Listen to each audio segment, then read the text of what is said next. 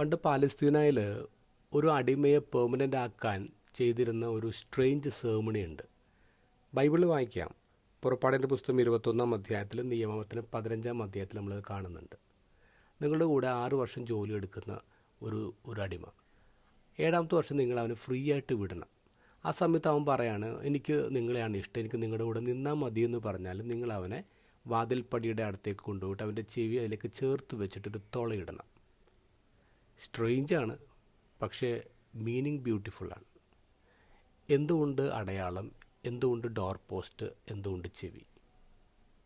ചാപ്പ കുത്തുന്നത് ഓണർഷിപ്പിൻ്റെ അടയാളമാണ്. അതുകൊണ്ടാണ് പെർമനൻ്റുള്ള സ്കാർ വരിക, ചെവി തുളയിടുന്നത്. അതുകൊണ്ട് ഡോർ പോസ്റ്റ് എന്ന് പറയുന്നത് ഇസ്രായേൽക്കാരെ സംബന്ധിച്ച് കട്ടിളപ്പടികളെ രക്തമെന്ന് പറയുന്നത് അത് ഈജിപ്തിൻ്റെ അടിമത്തിൽ നിന്നുള്ള മോചനമാണ്.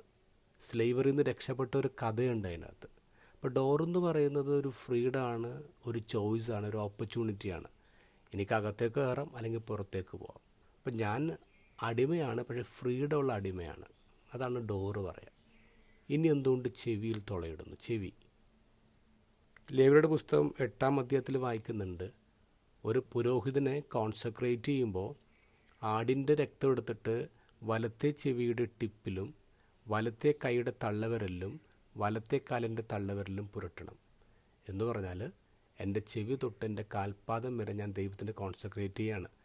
എൻ്റെ കേൾവിയും എൻ്റെ പ്രവൃത്തിയും എൻ്റെ നടപ്പും ദൈവത്തിന് എന്നാണ് പറയുക.